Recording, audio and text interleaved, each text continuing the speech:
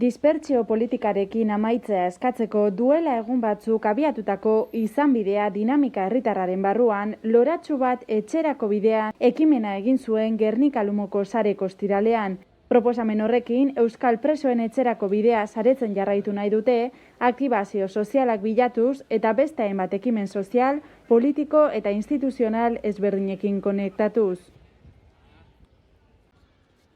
Deseskalatzean egon arren, euskal preso eta senidentzat egoerak bere horretan dirauela salatu dute formaziotik, orain urruntze eta dispertsio politikaren ondorioz, familiek ezin dutelako bizitarik egin.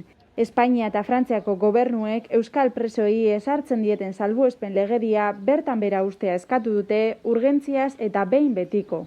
Horrez gain, euskal preso guztiak Euskal Herrira ekarri behar direla, larriki gaixo dauden presoek, hala nola 65 urtetik gorakoek aske egon behar dutela, presoek eta senideek dagozkien bizitak berreskuratu behar dituztela, eta gradu progresioa albidetuz baldintzak betetzen dituzten presoek etxean egon behar dutela aldarrikatu dute. Izan bidea, konponbidearen alde kilometroak egiteko batu diren milaka eta milaka herritarrek abiatutako dinamika da.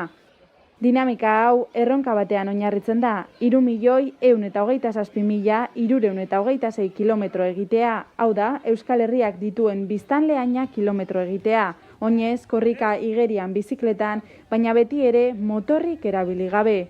Kilometro hauek egiteko hainbat bide egongo dira, batetik, sarek edota bestelako elkarte edo talde kantolatutako ekimenetan parte hartu eta urratsez urrats kilometroak gehitzea, bestetik, lagun artean erronka txikiak ezartzea eta izan bidea aldarria soinean izan da kilometro horiek egitea, eta azkenik, bakarka, izan bidea aplikazioa deskargatu eta norberak egindako kilometroak zenbatzeko izena ematea.